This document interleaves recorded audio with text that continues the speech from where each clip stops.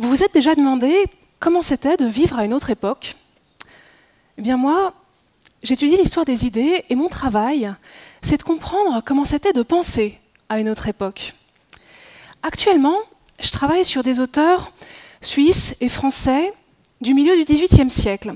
Et ce qu'il faut comprendre d'abord, c'est que la pensée du XVIIIe siècle, ça n'est pas la pensée d'aujourd'hui en moins bien, moins développée, moins avancée. C'est une autre manière de penser, une autre manière de se poser des questions.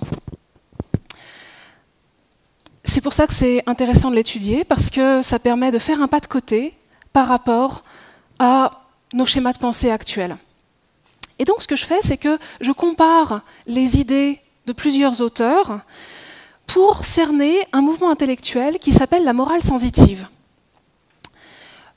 Le point commun entre ces auteurs, c'est qu'ils se posent une question bizarre, une question qu'on ne se poserait pas aujourd'hui, ou en tout cas pas de cette manière-là.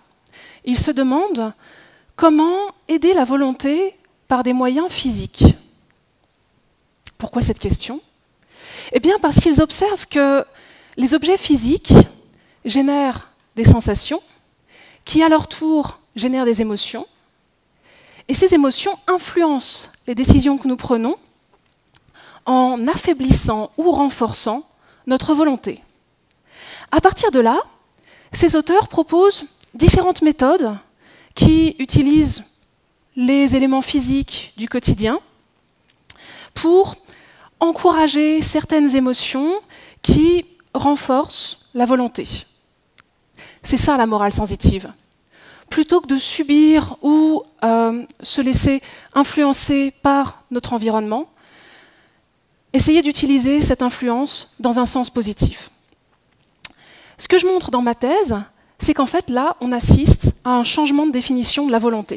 Et oui, dans la morale sensitive, la volonté, ça n'est plus quelque chose qu'il s'agit de dresser en lui donnant des ordres, sois fort, mais ça devient une disposition qui se construit en amont, jour après jour, à travers notre mode de vie. Ça a des conséquences importantes sur la politique ou l'éducation, et puis l'environnement prend un rôle beaucoup plus important. Et oui, pensez que les parfums, l'alimentation ou la décoration intérieure, ce sont des éléments physiques qui jouent sur nos émotions et donc sur les décisions que nous prenons. Quand on y pense, c'est même un peu inquiétant, puisque ces décisions peuvent être bonnes, mais parfois elles peuvent être franchement regrettables.